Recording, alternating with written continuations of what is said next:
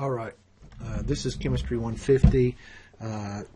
Today we're starting a new chapter, Chapter 11, which is on the unsaturated hydrocarbons, which includes the alkenes, the alkynes, and the aromatics. So from Chapter 10, we should have gotten the basic naming of chains of alkanes. That same naming process is going to be carried over into Chapter 11 on alkenes. It's just that now we have to describe where double bonds are located in these unsaturated hydrocarbons. So when we look at something like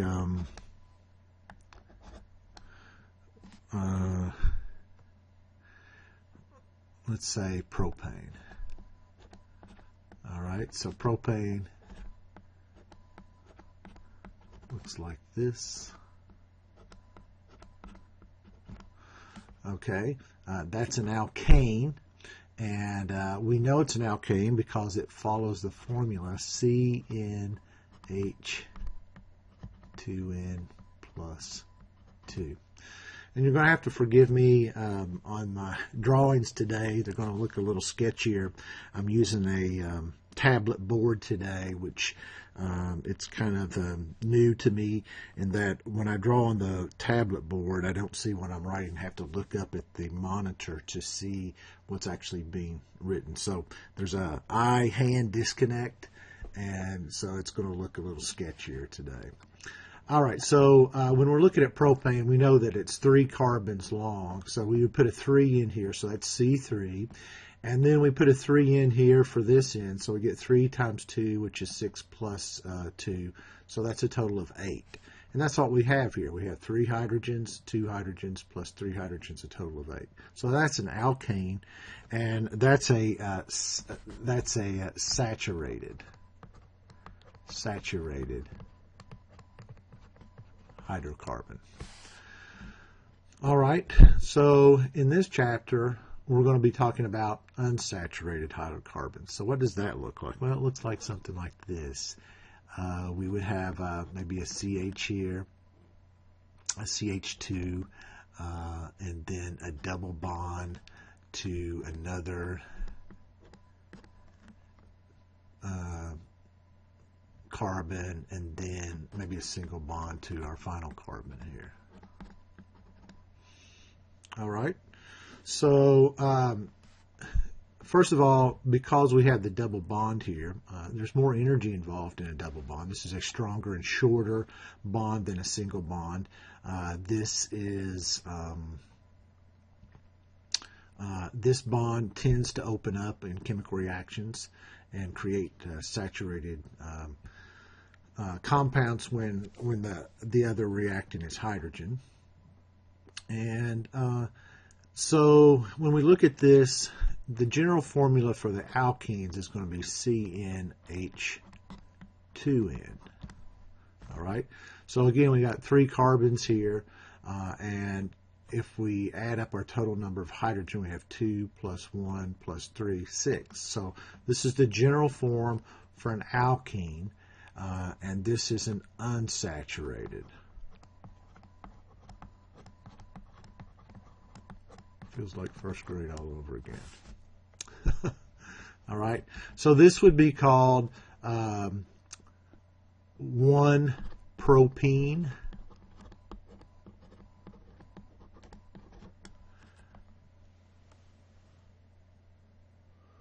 All right. And you say, what's the 1 for? The 1 tells you where the double bond is.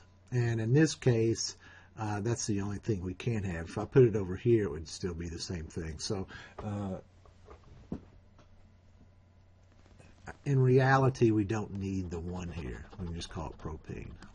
All right?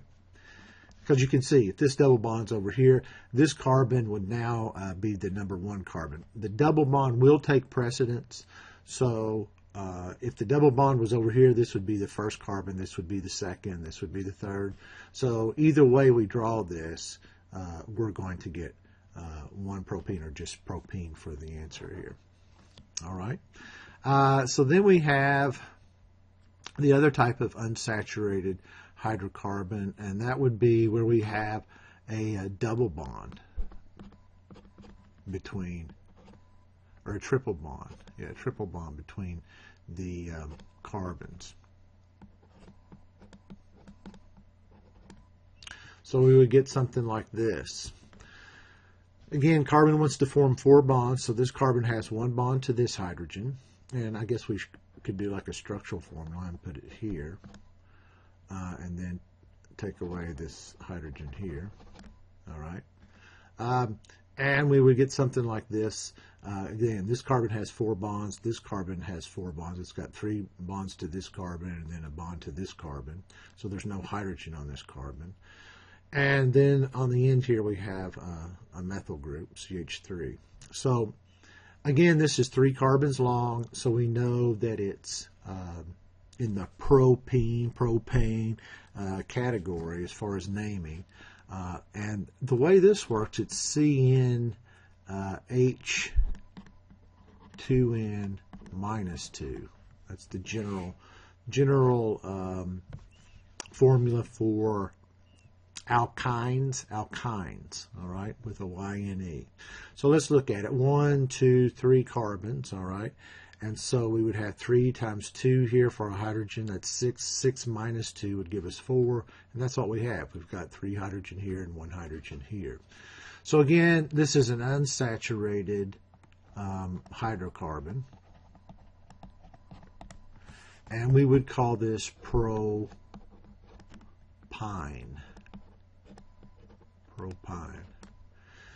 Generally, these are energetic compounds. They have a triple bond, which is the shortest and strongest of the covalent bonds between carbon.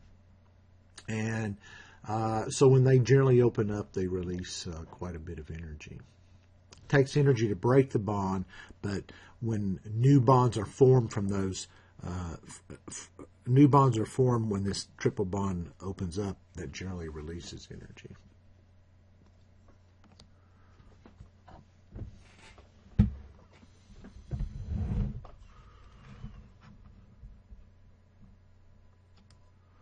All right, let's look at some more compounds. As far as melting point and boiling point, let me just say this too about the melting points and boiling points. When you compare them, just like the alkanes, the longer the chain, the more surface contact one molecule has with another, that creates higher melting points, higher boiling points. So long chain alkenes or alkynes are going to have higher melting points and boiling points with respect to other substances in their category.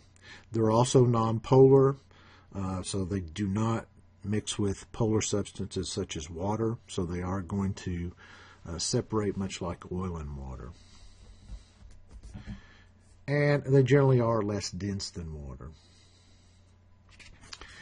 Something that's something to bring up here about the bonding of an alkene is that when we look at the carbon before, when we were looking at like a alkane, we said that it generally forms a tetrahedral structure where these 2 hydrogens are on the same plane as the carbon. That's why they're solid line. This hydrogen's coming out at you, and then there's a hydrogen going back through the plane, which is symbolized by the dash line. And so we get a tetrahedral formation. With the alkenes, you're going to have a different structure. You're going to have a hydrogen here and a hydrogen here. And then this carbon, remember, it's going to be double bonded to another carbon. And so the basic geometric shape for these alkenes is going to be trigonal planar. So you need to remember that the general shape is trigonal planar for the alkenes. And that's one way we know what we're dealing with. We can see this in X-ray crystal, in certain machines we could see this shape, and so or get an indication of the shape. And so we notice that when we have a trigonal planar that we're talking about an unsaturated hydrocarbon. And what's actually going on here, I don't know if you remember from Chemistry 140, but there's a pi bond here. There's a P dumbbell shaped, and there's a P dumbbell shaped on this, and those actually share electrons between them, and that creates the double bond. All right.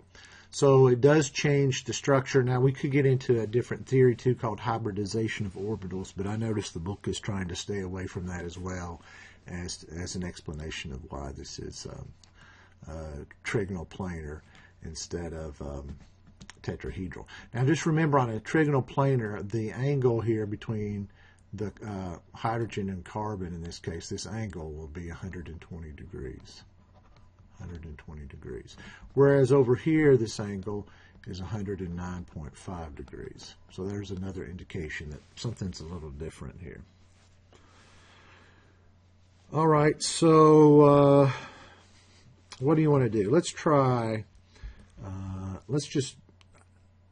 so what you want to do here on like pages 366, 367 is you want to practice drawing these structures. You want to practice drawing the alkenes or alkynes, and they give you plenty of examples here.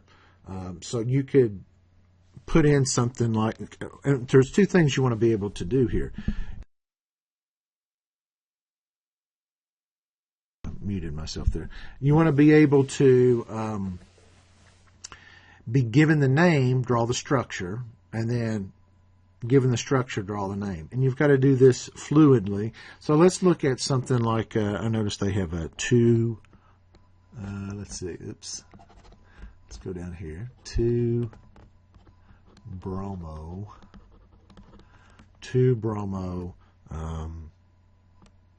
3 hexine.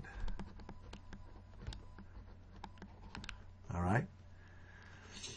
2 Bromo, 3 hexine. So the first thing that I'm going to look at is I'm going to say, oh, well, this is a Y-N-E ending. So that tells me it's in the category of the alkynes. And the alkynes have that carbon-carbon triple bond. And that the general formula is C2N, H2N-2. So that's what I'm going to be looking at. And so then the next thing I'm going to do is I'm going to look at hex here. And I'm going to go, oh, hex. That tells me that I'm dealing with something that's 6 carbons long. So I start off with the carbon. And there's going to be a hydrogen here. And another carbon here. Let's see, do I want to draw it this way? Oh, we can draw it this way, it's fine. And I'm going to put a carbon here, why not? And so carbon, carbon, there's 4. There's 5. And let's put another one like right here. And you may be going like, why are you kind of making it look like this? Why not just a straight line? Well, just to show that there is some of this trigonal planar effect happening here. All right, just to show there's some trigonal planar effect happening here. All right, so it's 6 carbons long. 1, 2, 3, 4, 5, 6. So that's the hex part. All right, that's the hex part. Now this 3 tells me where the triple bond is, because the ions are alkynes. So we go, and the triple bond always has to have the lowest number. So if I started from this carbon, it would be 1, 2, 3. If I start from this carbon, this carbon here would be 1, 2, 3. So it doesn't really matter here. I'm going to put my triple bond right there. All right. So now that I've put my triple bond here, I know this is carbon 1 here. This is carbon 2. This is carbon 3. So on carbon 2, I have a bromine group. All right, so I'm going to put my bromine group right here. Okay, and again, I'm just trying to keep this trigonal planar. So this is trigonal planar, and this is trigonal planar. So this is what it this is a good structure. This is what it should look like. All right. Now, what does this also tell me? Well, it tells me there is a hydrogen here off of this carbon, okay, to give me 4 bonds. This carbon, there's no hydrogen because it's got 4 bonds. Same thing with this carbon. This carbon's got 2 hydrogens coming off of it, right? And then this hydrogen has 3 carbons coming off of it. So we could do something like that if we wanted to fill it out. All right. Now, instead of drawing all that, we could do something fancy like the book has. You have a bond here, and then a bond. Then you have a bond there, and a bond there, and a bond there. Yeah, this is not the best. Let's see. And so what you have here is you got a carbon here, carbon here, carbon here, carbon here. There's my 4. There's 5. And then there's 6. All right. And then they had the triple bond here between those 2 carbons. And then they have the bromine coming off here. So you could do that. This is a line structure. Again, it's not the best looking line structure, but that's what it looks like. And you can see this on page 367. I'd like to see a better picture of that. All right. So look at the ending. That tells you what classification we're talking about because it's got the "ine" ending. We know it's an alkyne.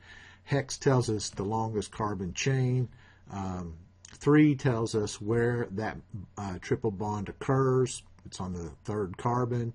Once you know this is the 3rd carbon, then you know this is carbon number 2, and on that carbon, the 2nd carbon is a bromine group. So that's how we would construct this based off the name.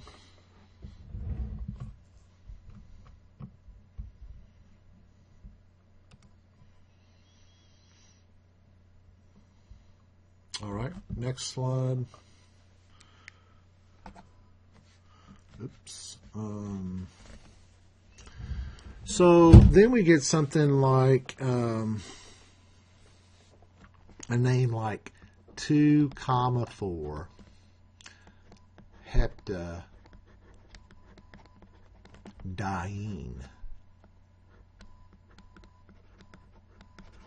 Still an unsaturated hydrocarbon. And we know that this is of the form of C2N-H2N. That's what we're looking for. It is of the group Alkenes.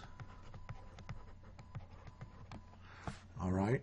And so now we can try and attempt to make a structure of this. All right. So let me erase this part here.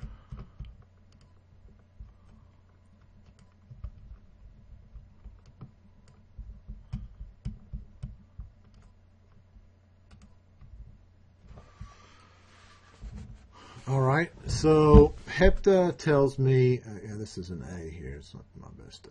All right, so hepta says 7 carbons, all right? 7 carbons long. So we'll just go 1, 2, 3, 4, 5, 6, 7. All right, so there's my 7 carbons.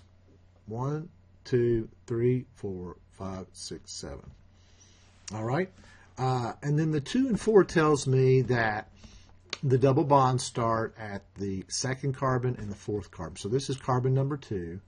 So on this carbon, there's a double bond to carbon number 3. This is carbon number 4, and there's a double bond from carbon number 4 to carbon number 5. So this is what 2,4-heptadiene would look like. This is called a conjugate molecule because it's a double bond, no double bond, double bond. And we're going to find that the chemistry changes when we have conjugated molecules. So this is 2,4-heptadiene. Another one that's really cool is we can get into a ring structure. So let's do this. Let's draw a ring. This is a 6-sided ring. Maybe you've seen 6-sided rings before in the form of like a honeycomb, bees honeycomb. All right. And then off this ring, we'll have a methyl group here. And let's say we have a double bond here and a double bond here. All right. So what I want you to do is I want you to think about naming this compound. All right. So the first thing you would want to do is you would go, what type of compound is this? Well, it's an alkene, right? We don't have single bonds only. We don't have triple bonds. We have double bonds, and we have two of them. So because we have two double bonds, we know we're going to have an ending of diene, because that's what diene stands for, two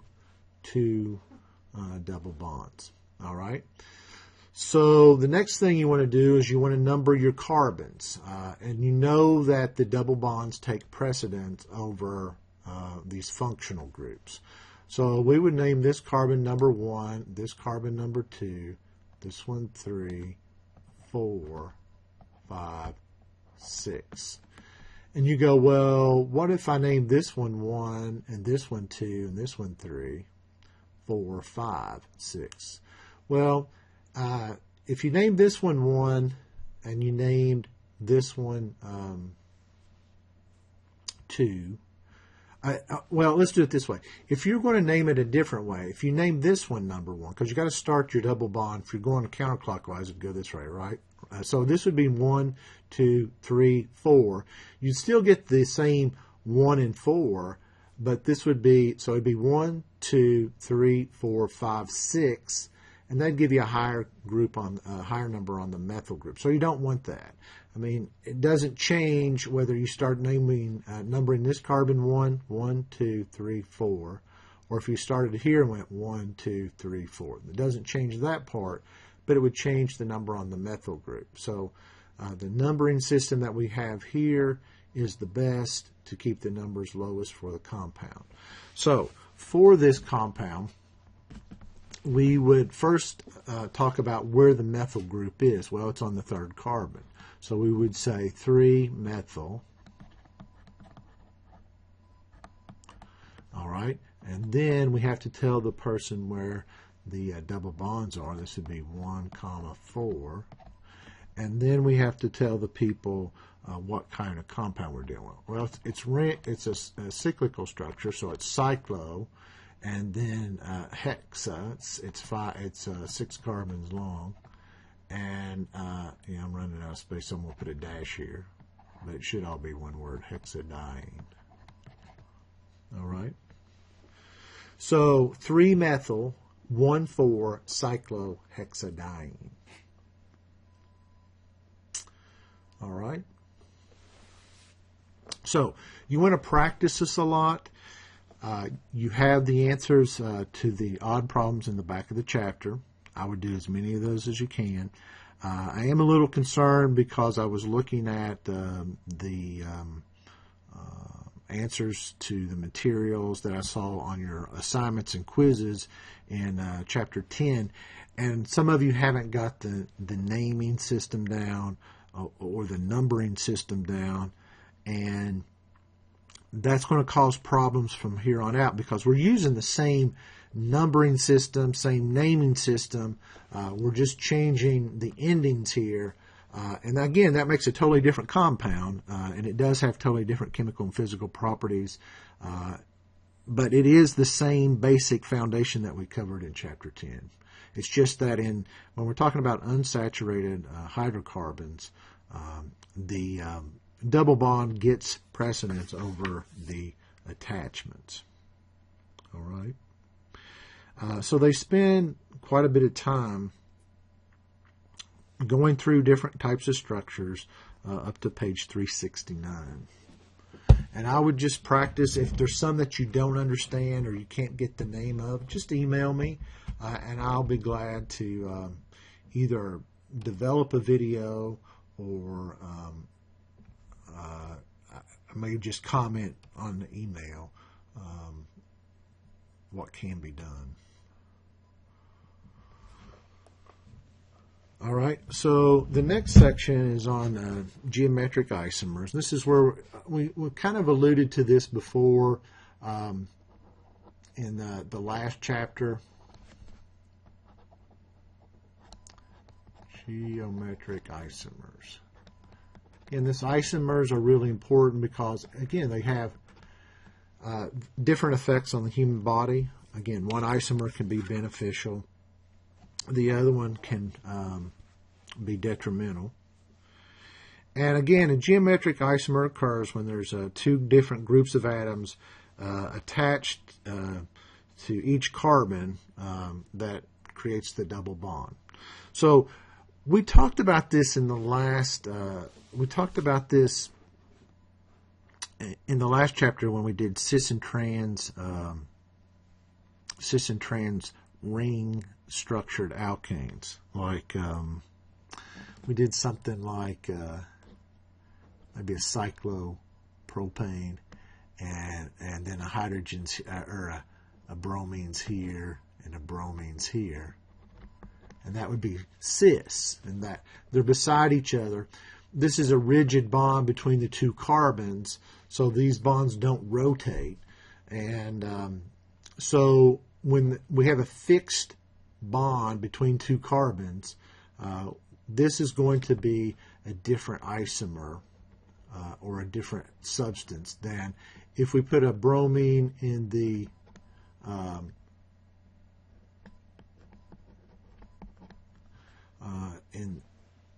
in this shape, which would be the trans shape, across from each other.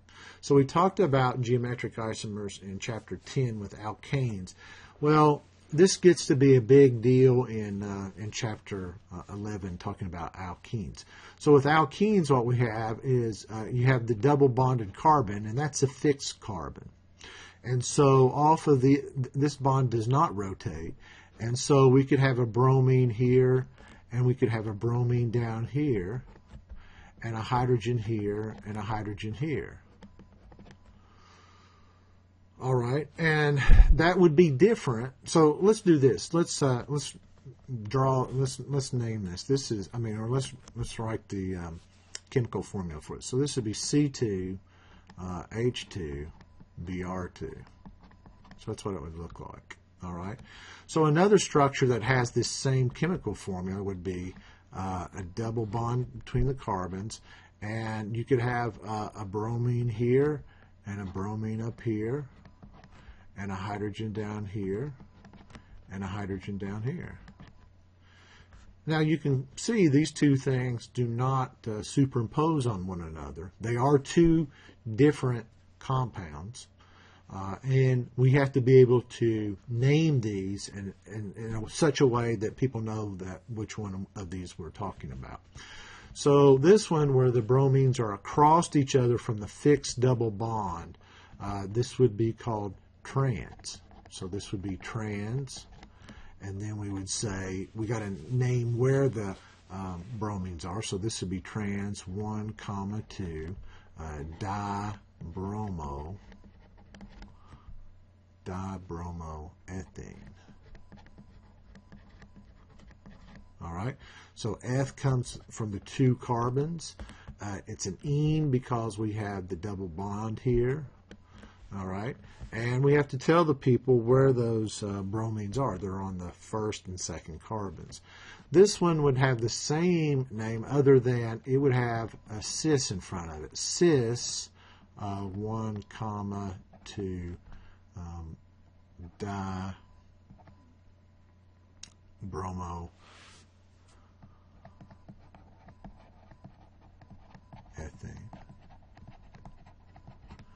All right. Can you think of another one? Can you think of something else here?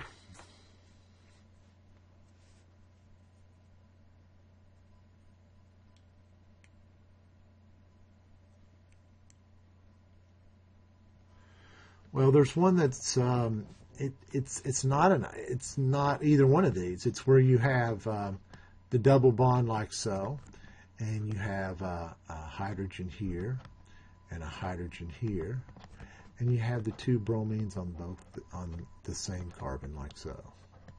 So here we don't have cis or trans. And so this one would just be named 1, 1 dibromo. Dibromo. Yeah, dibromo ethane.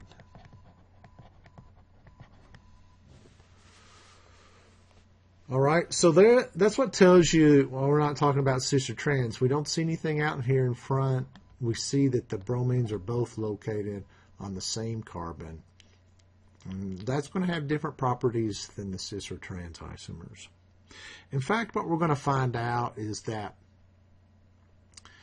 when we have something that is cis tends to be more flexible in this bond. This bond can kind of move up and down, and so there's a flexing of the bond.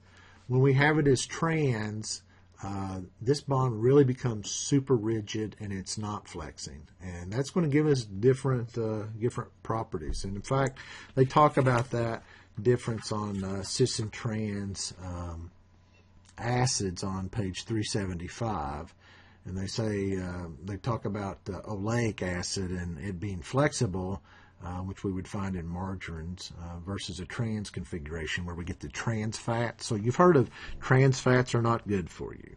Well, those trans fats, they're rigid, and so they tend to do more damage to the body than the more flexible cis isomers.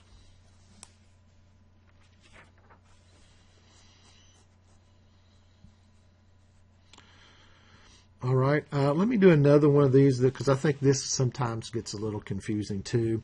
Sometimes you don't have like a halogenated group attached, and I think it throws students off from time to time. What does it mean when you don't have a halogen attached to it? So let's look at this one. Let me click to the next slide. Oops, that did it.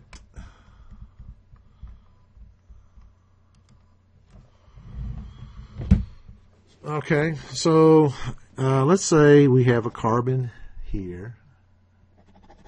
Oops, didn't work for me. All right, carbon here, double bonded to a carbon here. All right, and then on this carbon we have a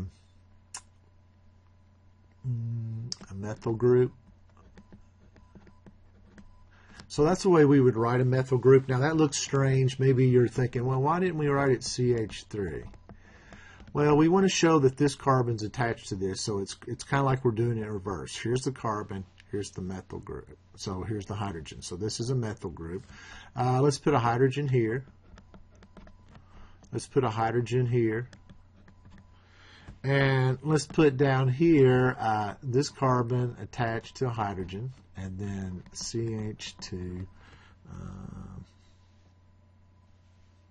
Oh no, let's do it like let me do this one. Let's erase.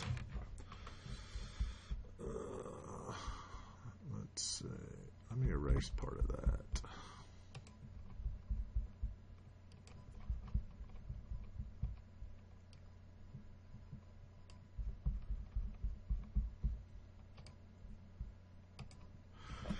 All right, so let's say on this carbon here we have a CH.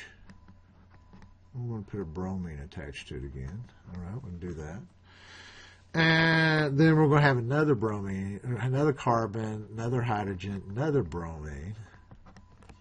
And then on the end here we'll have a methyl group. All right, so this is what our compound looks like. All right, so I want you to name this compound. Name this compound. All right. So how do you do this? Well, you're going to look at, first of all, the identifying features. So right here is the big one. This is not an alkane. It's not an alkyne. It's an alkene. It's got the double bond here. We do have some functional groups attached. We have a bromine here and a bromine here. All right, so then the next thing that we're going to look at is what is our longest chain here. So we look at our chain. Here's a carbon. There's carbon 1, 2, 3, 4, 5, 6. So we got a 6 carbon long chain. So what do we know right off the bat? That this is hexene.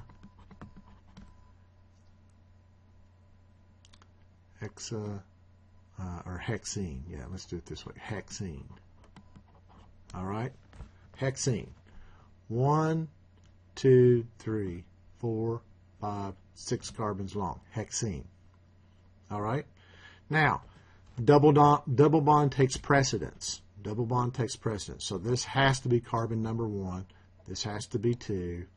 This has to be 3. This has to be 4, 5, 6. All right? So we know the double bond starts on the second carbon. So we know in the end here it's going to be 2-hexene. All right? So then we need to tell people where the bromo groups are. All right? So we look at this and we go, oh, there's carbon number 4 and there's carbon number 5. So we would have 4, 5 dibromo 2-hexene. All right? So on carbon 4, we have a bromine. On carbon 5, we have a bromine. That's the dibromo. On carbon 2 is where our double bond starts. So that makes it an alkene, hexene. So 4, 5 dibromo 2-hexene. Again, it's a slow process. It takes time. And that, I think that's what, that was why I started thinking about on these quizzes where you have to use the chemistry palette to construct these structures. They are helping you a little bit. Sometimes they give you the backbone. All you have to do is add the attachments. But that's why I adjusted the time on the quizzes to 30 minutes so you can work these out. Now, on a quiz, I think what I would do is I would have a piece of paper handy and I would draw this out first and then attach it and then do it on the chemistry palette. I think it may help. Now, we're not finished with this because this group here and this group here, they could be across from each other like trans, but this is a cis isomer. This methyl group, this dibromo propyl group, if you want to call it that, these two functional groups are on the same side. So we do have to say that this is cis 4,5 dibromo 2-hexene. So don't forget the cis. And that would be different than had this been on up here where this hydrogen is. If these had swapped places, then this would be trans. And you remember, cis more flexible than trans. Cis more flexible than trans.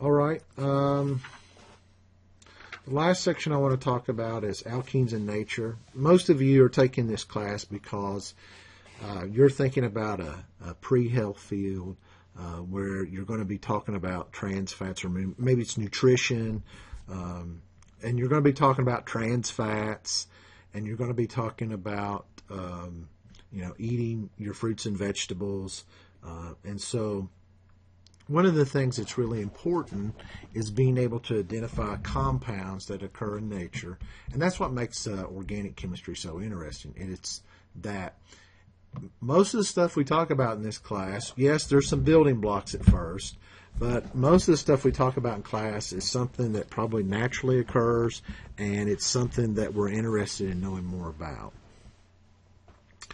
So, a common alkene in nature is called polyenes.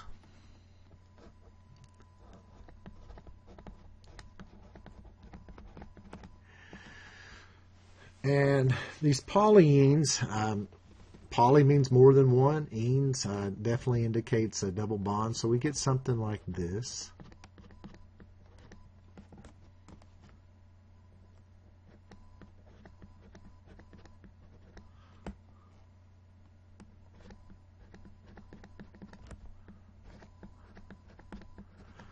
All right.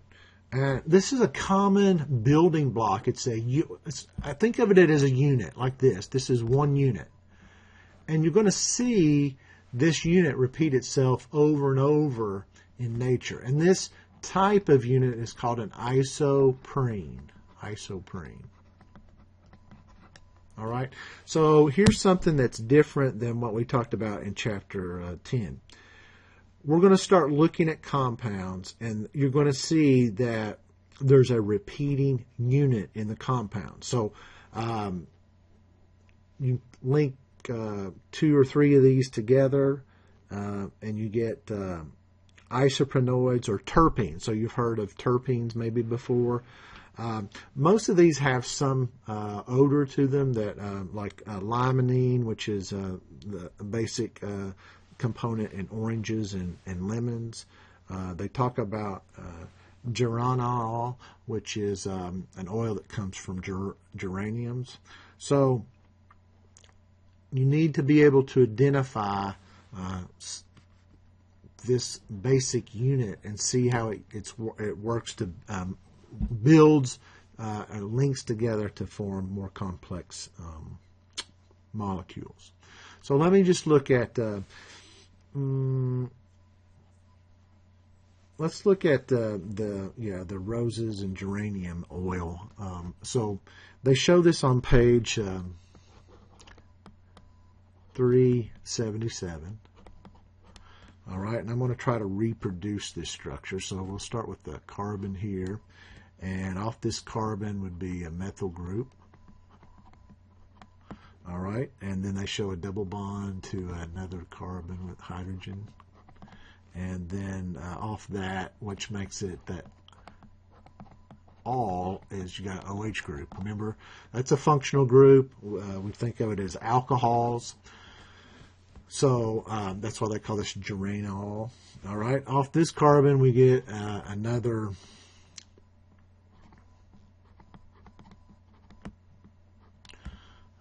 CH2, and then we get another one,